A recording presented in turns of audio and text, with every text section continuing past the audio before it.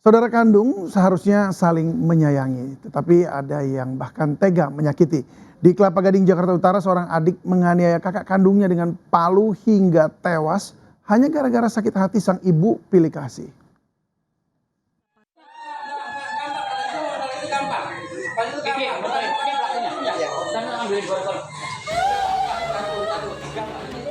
Mendengar tangis histeris ibundanya, remaja berusia 15 tahun ini hanya bisa pasrah saat diamankan polisi usai menganiaya kakak kandungnya dengan palu.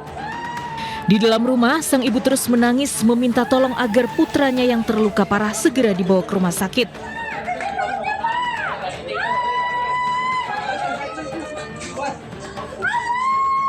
Peristiwa tragis berdarah ini terjadi Selasa sore di sebuah rumah di Jalan Puskesmas, Kelapa Gading Timur, Jakarta Utara. Warga yang tengah bersiap berbuka puasa geger saat mendengar teriakan minta tolong. Saat warga mendatangi rumah, korban Muhammad Amar Rabani sudah dalam kondisi terluka parah di kepala. Tangkaran gitu bang. Ibunya teriak udah berdarah anaknya, udah tergeletak. Posisinya di mana bang? Posisi di dalam rumah pas belakang pintu itu. Oh, di ruang tamu? Iya, ruang tamu. Itu tergeletak? Tergeletak udah. Bang, itu dipukul pakai apa sih bang? Pakai palu. Dugaan sementara, peristiwa berdarah ini dipicu rasa cemburu adik terhadap kakaknya karena sang ibu kerap pilih kasih. Menurut warga, kakak adik dan ibunya sudah lama tinggal di rumah tersebut. Pelaku merupakan siswa SMP, sementara korban yaitu kakaknya sudah mahasiswa. Meski korban sempat dilarikan ke rumah sakit, namun nyawanya tidak tertolong. Pelaku yang masih di bawah umur saat ini diamankan di unit perempuan dan anak Polres Jakarta Utara. Dari Jakarta, Sofyan Firdaus, iNews melaporkan. Ya, pemirsa, apakah Anda punya tradisi berbagi uang ke sanak saudara saat Lebaran nanti? Jika ya, Anda bisa daftar dan datang ke beberapa lokasi penukaran uang baru Bank Indonesia. Layanan tukar uang akan makin ramai pekan ini karena banyak pekerja swasta yang sudah gajian.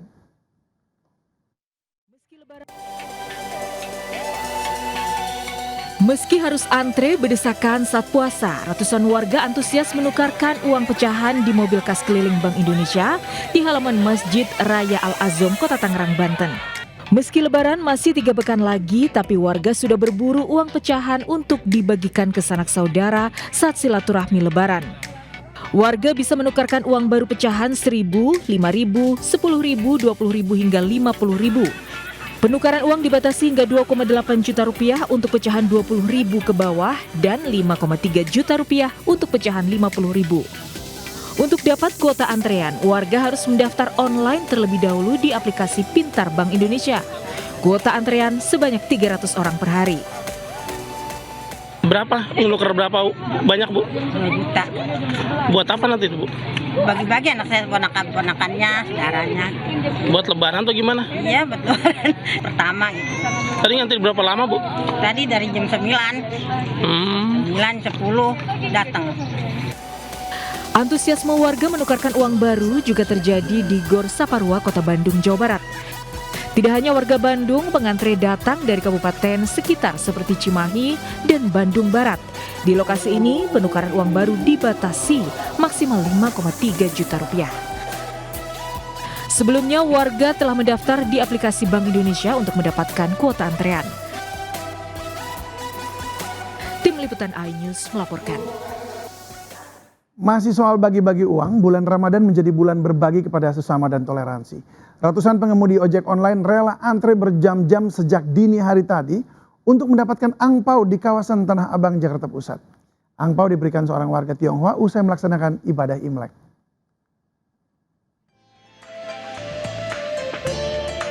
Kawasan Jalan Teluk Betung, Tanah Abang, Jakarta Pusat, tiba-tiba dipenuhi ratusan pengemudi ojek online yang sudah antri hingga dini hari tadi. Mereka datang bukan karena adanya kericuhan, namun rela menanti untuk mendapatkan angpau berisi uang Rp50.000. Uang angpau ini dibagikan seorang warga Tionghoa usai pelaksanaan ibadah Imlek. Para pengemudi ojek online pun mengaku jika uang angpau yang mereka terima ini nantinya akan dibelikan untuk makanan sahur. Ada apa sih bang? Tahu bagi uang doang bang. Oh, dapat berapa bang? 50. Gimana bang? Dapatnya senang nggak bang? Bagi angpau. Bagi-bagi angpau. Berapa bang nilainya bang? 50. Emang sering bang bagi-bagi angpau di sini? Baru kali ini. Oh, Gimana bang perasaannya dapat angpau nih bang? Senang lah. Sementara itu, sejumlah petugas juga disiagakan di lokasi untuk mengantisipasi kericuhan. Dari Jakarta, Henry Sayangbati, iNews melaporkan. Kita ke soal lapangan padel yang lagi ramai nih pemirsa. Pemprov DKI Jakarta mengeluarkan aturan terkait pembangunan dan operasional lapangan padel. Lapangan baru tidak lagi diizinkan berdiri di zona perumahan dan wajib memenuhi ketentuan perizinan.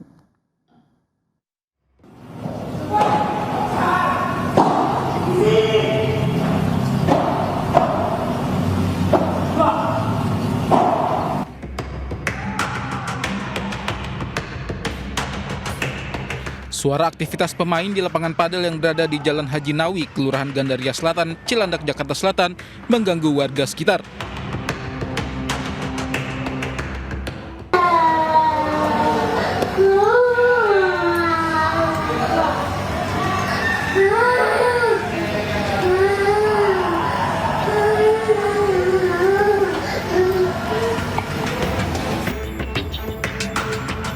Warga mengaku terganggu lantaran suara berisik dari lapangan padel yang letaknya di tengah pemukiman terjadi sepanjang hari, dari pagi hingga larut malam.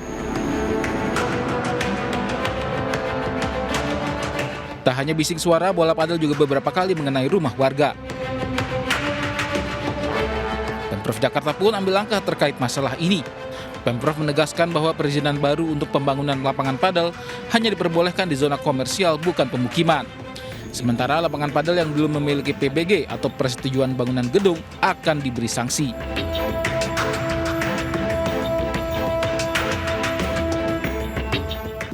Saya akan memulai yang pertama. Untuk lapangan padel sudah diputuskan perizinan baru untuk pembangunan atau lapangan padel tidak diperbolehkan di zona perumahan. Semuanya harus di zona komersial untuk yang baru. Yang berikutnya adalah bangunan atau lapangan padel yang tidak memiliki PBG dilakukan penghentian kegiatan, pembongkaran dan pencabutan izin usaha. Kedepan setiap pembangunan lapangan padel baru wajib mendapatkan persetujuan izin teknis awal dari Dinas Pemuda dan Olahraga sebagai acuan. Pemprov Jakarta berupaya menyeimbangkan antara antusiasme masyarakat terhadap olahraga padel dan ketertiban tata ruang serta kenyamanan lingkungan. Dari Jakarta, Berliana Mileni, Sutrisno Fihir, iNews melaporkan. Ramai-ramai warga mengeluh bising lapangan padel. Pemprov DKI kini melarang pembangunan lapangan padel di tengah pemukiman. Juga akan membongkar lapangan padel tidak berizin. Ada Wenda Nura di Pulau Mas, Jakarta Timur. Wenda, apakah lapangan padel di sana akan dibongkar?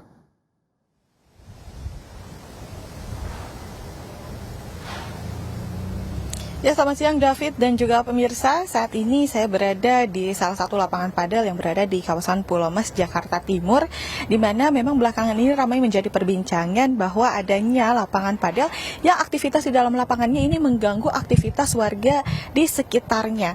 Nah, termasuk salah satunya adalah lapangan padel yang berada di belakang saya, dan sebetulnya ini kalau kami deskripsikan memang lapangan padel yang berada di belakang saya ini berada di tengah-tengah pemukiman warga atau di perumahan, sehingga memang bukan tidak mungkin ketika ada aktivitas di dalam lapangan padelnya ini suaranya bisa terdengar jelas hingga keluar, sehingga dengan begitulah banyak masyarakat yang mengeluhkan bahwa waktu istirahat mereka terganggu, waktu istirahat anak-anak mereka terganggu karena aktivitas di lapangan padelnya ini bisa hingga malam hari begitu. Dan David dan juga pemirsa, ini kalau bisa saya informasikan juga bahwa di sepanjang jalan menuju ke lapangan padel ini juga ada beberapa spanduk-spanduk berisikan penolakan dari warga setempat. Bahkan ada salah satu spanduk besar di mana tulisannya itu bahwa lapangan padel ini tidak sah begitu. Nah, imbas dari beberapa keluhan warga tersebut, Gubernur Pramono Anung juga ini sudah ada pernyataan resmi bahwa ia mengatakan akan menindak tegas lapangan padel yang tidak sah atau tidak memiliki izin. Nah, hingga saat ini di DKI Jakarta ada lebih dari 390 lapangan padel yang tercatat ada di DKI Jakarta, dan memang diantaranya beberapa ada yang masih belum memiliki izin.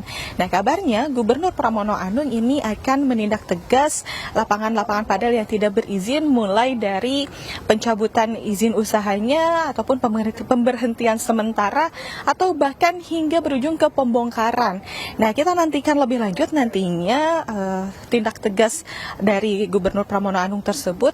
Dan selain itu, Gubernur Pramono Anung juga menyampaikan bahwa jika nantinya untuk pembangunan lapangan padel baru ini harus berada di lapangan komersial dan tidak berada di pemukiman warga. Namun satu lagi yang perlu kami informasikan bahwa di lapangan padel ini saat ini kami tidak mendengar adanya aktivitas apapun, dan kita tunggu nantinya tindak resmi ataupun tindak tegas lanjutan dari Gubernur Pramono Anung akan seperti apa dari lapangan-lapangan padel yang tidak memiliki izin. David. Iya, lapangan padel tidak sah, mesti dicari siapa yang kasih izin itu ya. Baik, Wenda Nura, terima kasih untuk informasinya. Selamat bertugas kembali. Bicara soal saling berbagi, pemirsa, beli kue kering lebaran tidak harus dalam kemasan toplesan. Kalau butuh banyak untuk dibagi-bagi, akan lebih hemat kalau beli kue kering curah alias kiloan. Nah, salah satunya di Pasar Jatinegara, Jakarta Timur. Jurnalis kami Amrina Rida punya informasinya untuk Anda. Pemirsa, meskipun baru awal di bulan Ramadan, namun nampaknya sudah ada sejumlah masyarakat, terutama warga begitu ya, yang mencoba untuk mencari kue-kue kering lebaran. Nah, salah satu tempat yang menjadi favorit untuk membeli kue-kue kering ini adalah di Pasar Jatinegara. Nah, ini kami berada di salah satu kios di Pasar Jatinegara yang menjual kue-kue kering. Nah, ini adalah beberapa tumpukan dari kue-kue kering yang dijual di sini, yang mana ini dijual dalam sistem per kilo. Ini ada berbagai macam, misalnya kue lidah almond keju, lalu di bawahnya ada kue mede almond spesial, ada choco mede lapis, dan juga jenis-jenis kue lainnya, di mana untuk kue-kue yang ditumpuk ini harganya adalah sekitar Rp180.000 per kilogramnya. Nah, di sebelahnya ini juga ada berbagai macam kue-kue yang menarik lain, misalnya lidah kombinasi. Terus ini di bawahnya juga pemirsa ada yang menarik penuh dengan choco chips, namanya adalah kue hati glazur begitu ya. Dan ini di bawahnya juga ada kue mede keju, dan yang paling menarik perhatian saya yang cukup jarang saya lihat, ini bawahnya ada kue blueberry cherry. Terus di bawahnya lagi ini ada kue kastengel nih. Ini yang paling laris dan selalu dicari setiap tahun, kue kastengel. Nah, untuk yang sebelahnya ini harganya adalah sekitar Rp160.000 per kilogramnya. Nah, tentunya para pembeli bisa membeli sesuai dengan yang mereka inginkan, misalnya 500 gram atau berapa kilo begitu. Nah, selain yang dijual per kilo, di sini juga ternyata menjual yang sudah ditoples seperti ini. Nah, ini adalah kue nastar yang pastinya juga identik dengan hari Lebaran yang sudah ditoples begini. Harganya adalah sekitar Rp75.000. Buat bagi-bagi sih, ya bisa 3 kilo, 4 kilo lah. Terus rasanya juga emang enak sih. Pemirsa, selain kios yang saya datangi ini di Pasar Jatinegara, terutama di area basement, ini masih ada puluhan dari kios-kios yang menjual kue lebaran dengan harga yang bervariatif. Tentunya bagi pemirsa yang tidak sabar ingin survei dan juga ingin mencari kue-kue lebaran, bisa saja langsung datang ke Pasar Jatinegara yang berada di area Jakarta Timur. Dari Jakarta, Amrina Rida, Rama Romadona, Anyus melaporkan. Nekat menerobos lampu merah, seorang pengemudi ojek online menabrak pemotor hingga tewas di perempatan Jalan Hos Cokroaminoto, Menteng, Jakarta Pusat. Korban tewas dengan luka di kepala akibat terpental jauh dari kendaraannya.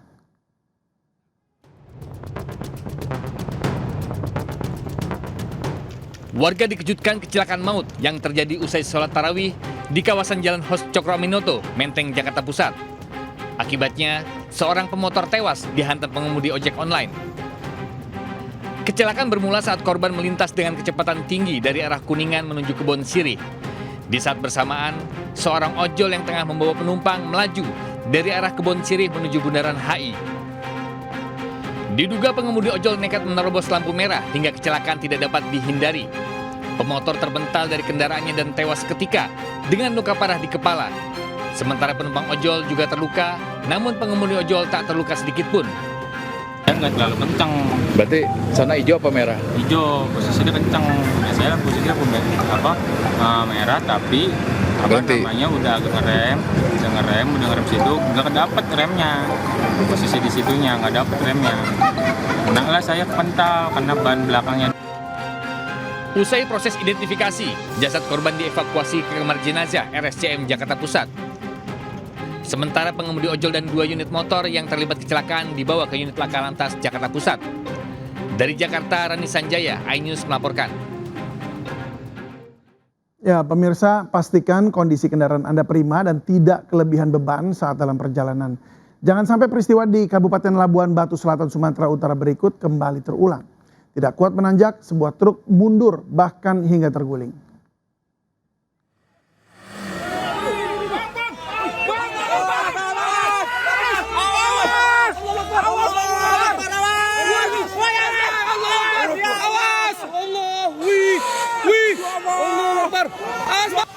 Truk bermuatan sekam padi tak kuat menanjak di tanjakan ekstrim Bukit Kodok, Kabupaten Labuan Batu Selatan, Sumatera Utara. Awalnya truk melaju dari arah Medan menuju ke Pekanbaru, Riau. Namun ketika berada di tengah-tengah tanjakan, kendaraan tak kuat menahan beban hingga kehilangan tenaga. Truk perlahan mundur membuat warga sekitar histeris.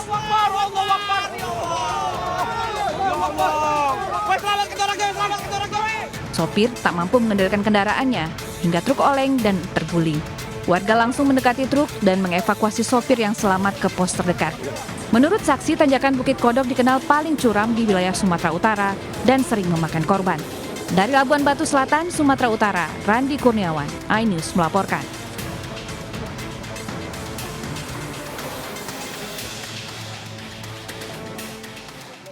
Pemirsa, banyak cara yang dilakukan warga jelang waktu berbuka untuk ngabuburit. Seperti yang dilakukan komunitas pecinta merpati balap di Sidoarjo, Jawa Timur. Uniknya, latihan ini tidak hanya diikuti tim lokal Sidoarjo, namun juga diikuti sejumlah tim dari luar kota Sidoarjo.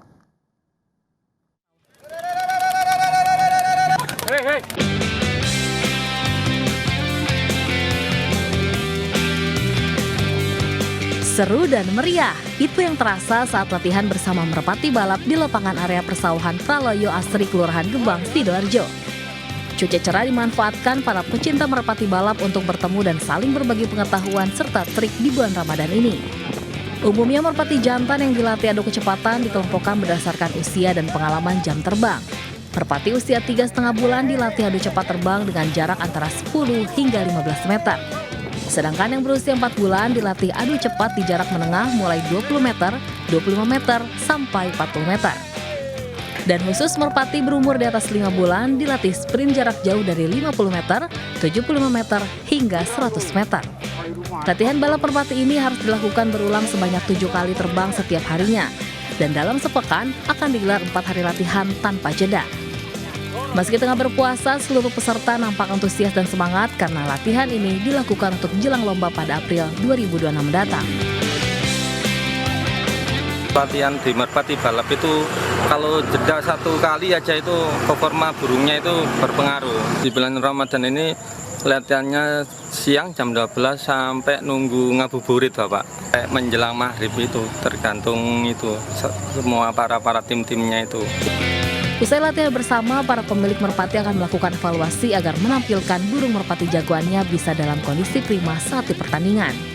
Dari Sidoarjo, Jawa Timur, Pramono Putra, iNews melaporkan. Saat berpuasa, asupan cairan berkurang di tubuh hingga menyebabkan dehidrasi.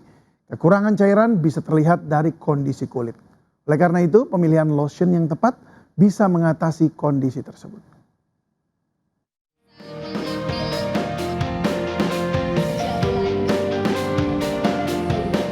Mengisi waktu jelang berbuka puasa kali ini atau ngabuburit, khususnya Anda kaum wanita bisa mengunjungi Glutahia Hydration Clinic di Atrium Mall, Kota Kasablanka, Jakarta.